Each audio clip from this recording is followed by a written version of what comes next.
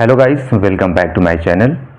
Friends, इस video में हम कुछ वर्ड्स देखेंगे और उनमें क्या डिफरेंसेस है उसको देखने की कोशिश करेंगे। जैसे हो गया get up versus wake up, drown versus sink, borrow versus lend. इसको एग्जांपल के साथ बहुत आसानी से समझने की कोशिश करेंगे।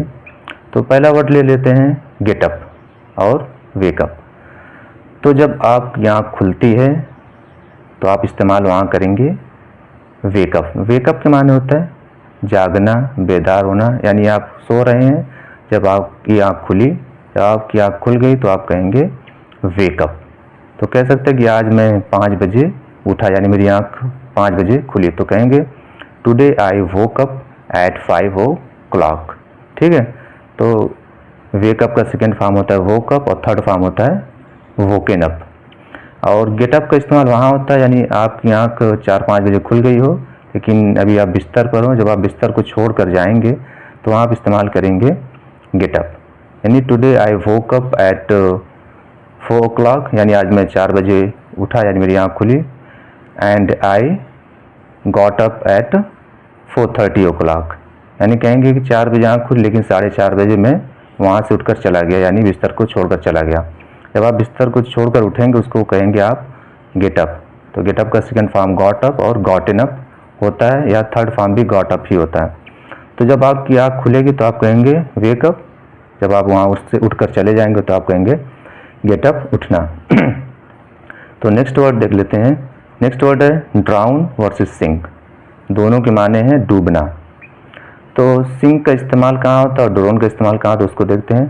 तो ड्राउन का इस्तेमाल होता है जब कोई शख्स हो या कोई जानवर हो, यानी जिसके अंदर जान पाई जाती हो, जब वो चीज़ पानी में डूब जाएगी, डूबकर मर जाएगी, तो आप कहेंगे वहाँ ड्राउन। जैसे वो नदी में डूब गया, ही ड्राउंड इन द रिवर, यानी वो नदी में डूबकर मर गया।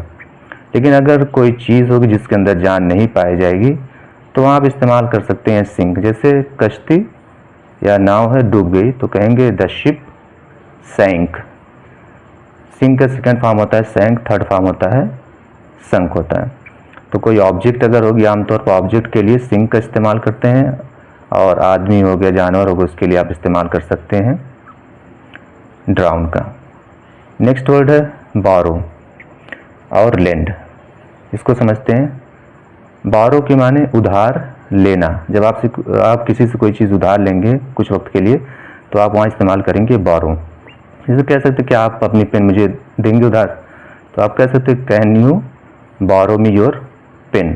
ठीक है, तो यहाँ आप इस्तेमाल करेंगे बोरो। और लेंड के माने उधार देना। तो अगर आप कहेंगे क्या आप अपनी पेन मुझे उधार देंगे, तो आप कह सकते हैं can you lend me your pen. तो बोरो के माने उधार लेना और लेंड के माने उधार को देना। ठीक है, उम्मीद करता हूँ फ्रेंड्स आपको ये वीडियो पसंद आई होगी। अगर आपको इस तरह के और भी वीडियोस चाहिए तो आप कमेंट कर सकते हैं। Thank you so much for watching my video.